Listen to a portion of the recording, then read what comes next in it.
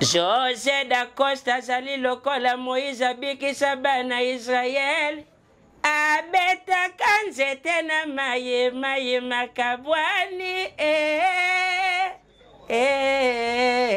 nakobanga teo.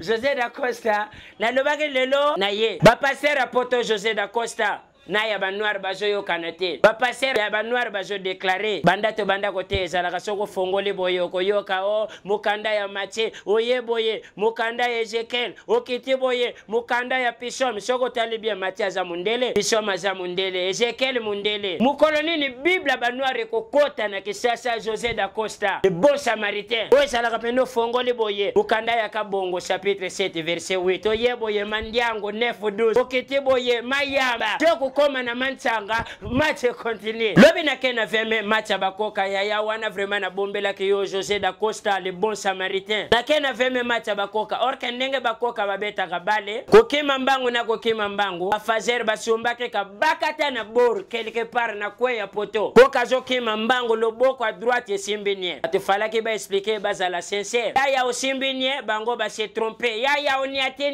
oniatenye koka pa contrôler te ala kisi lokolo yo wapi yango azo yo ate wapi yango azilo boko simba keni abeti na munoko sonde